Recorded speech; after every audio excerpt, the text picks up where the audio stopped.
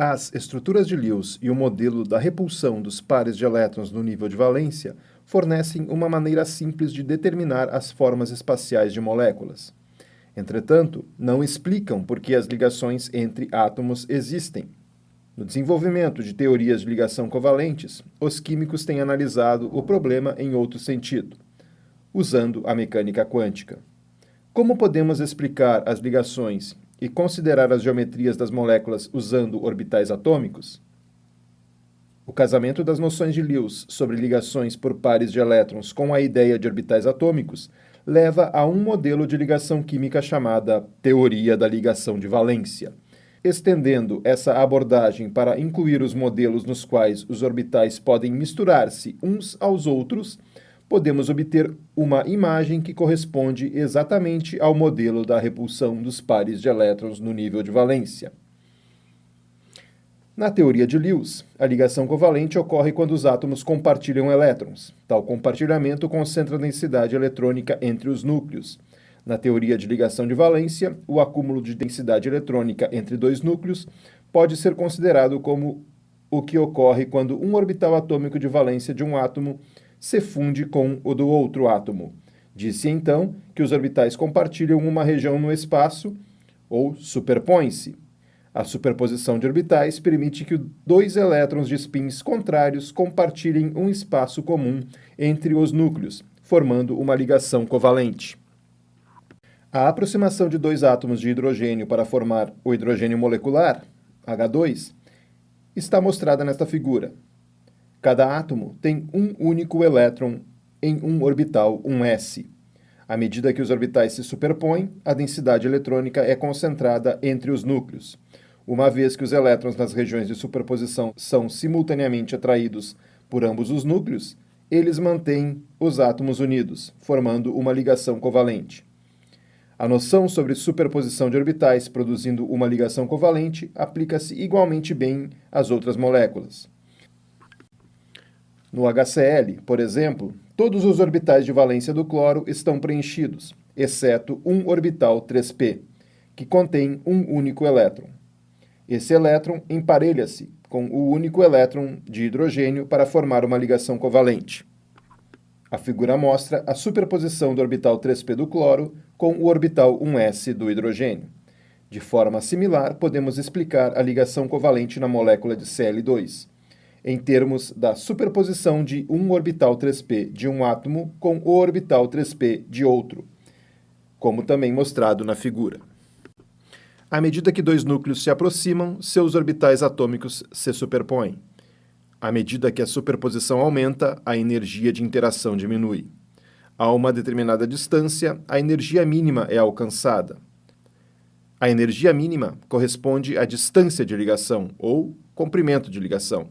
Quando os dois átomos ficam mais próximos, seus núcleos começam a se repelir e a energia aumenta. A distância de ligação, as forças de atração entre os núcleos e os elétrons equilibram exatamente as forças repulsivas núcleo-núcleo, elétron-elétron. Isso pode ser melhor visualizado nesta figura, onde está demonstrada a variação de energia potencial durante a formação da molécula de hidrogênio. A energia mínima a 0,74 angstroms representa o equilíbrio na distância de ligação. A energia naquele ponto, menos 436 kJ por mol, corresponde à variação de energia para a formação da ligação hidrogênio-hidrogênio.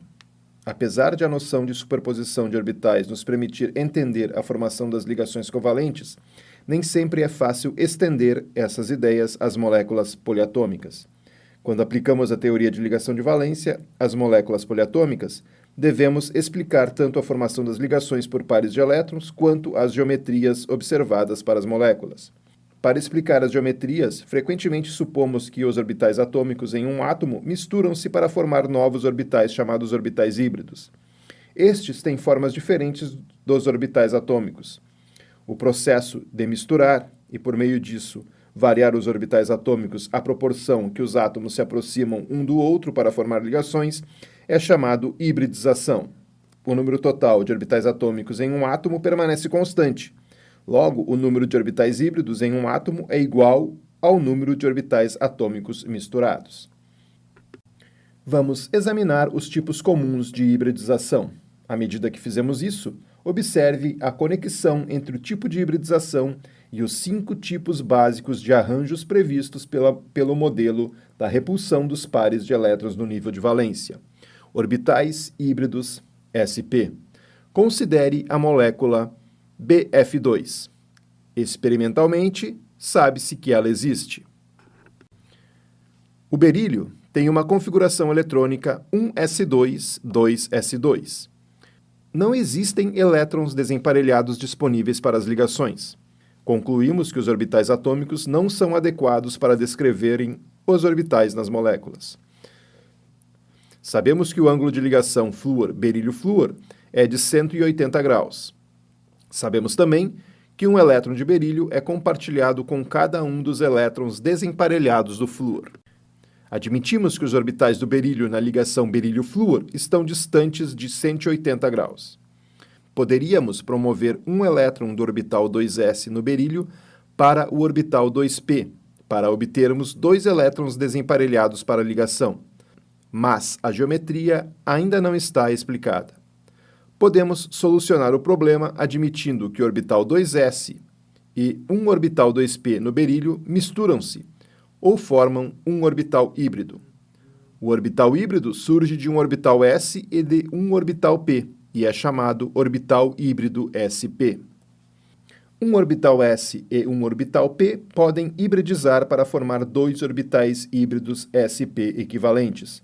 Os 2 orbitais híbridos têm seus lóbulos grandes apontados em sentidos opostos, separados por 180 graus.